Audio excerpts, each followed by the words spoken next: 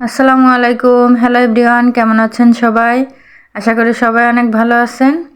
তো আজকের ভিডিওটা হচ্ছে কিভাবে একদমই খরচ ছাড়া আপনারা বাসায় একটা সুন্দর জৈব সার তৈরি করে ফেলতে পারবেন, সেই বিষয়ে সেই টিপস নিয়ে আজকের ভিডিওটা।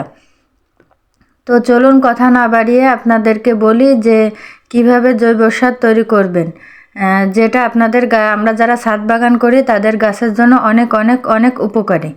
তো এই যে দেখুন, আমার বালতির ভিতরে তরকারির খোসা, আমি এক লেয়ার খোসা, এক লেয়ার হচ্ছে টাটকা তরকারির খোসা এবং উপরে মাটি দিয়ে দিয়ে আমি এই বালতিটাকে ভরছি।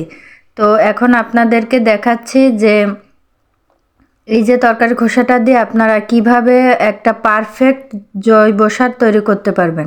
তো ভিডিওর এই পর্যায়ে বলতেছি, আমার চ্যানেলটিকে লাইক, সাবস্ক্রাইব এবং বেল আইকনটি বাজিয়ে দিবেন যদি ভিডিওটি আপনাদের ভালো লাগে।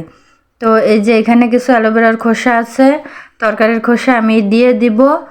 আর এই যে তরকারির খোসাগুলো রাখাতে যে পচা দুর্গন্ধটা বের হয়, এটা যেন না বের হয়, এই জন্য আমি একটা টিপস এখানে আপনাদের সঙ্গে শেয়ার করব।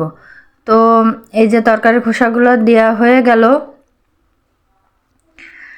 এখন দেখুন, আমি হচ্ছে একটা বাটিতে পরিমাণ মতো লবণ নিচ্ছি। আমার এই যে বালতিটায় অনেক আর কি অনেক খানিকটাই সার হবে, তো এই জন্য এই যে পরিমাণ মতো লবণ নিচ্ছি।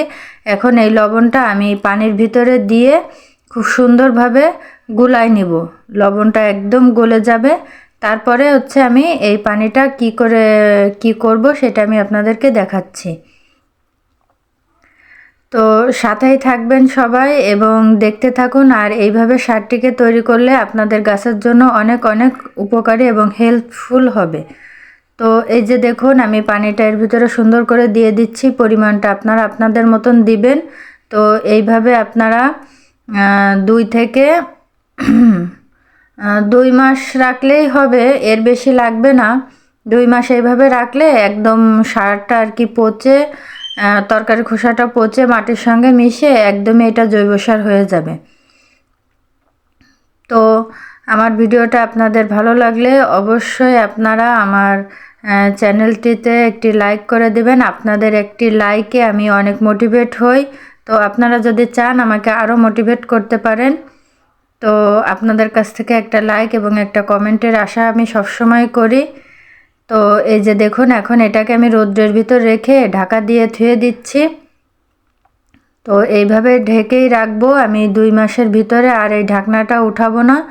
তো এইভাবে আপনারা একটু জৈব সারের করে দেখেন, মানে এইভাবে রেখে দেখেন, ছাদ বাগানেরা আপনাদের গাছের জন্য অনেক হেল্পফুল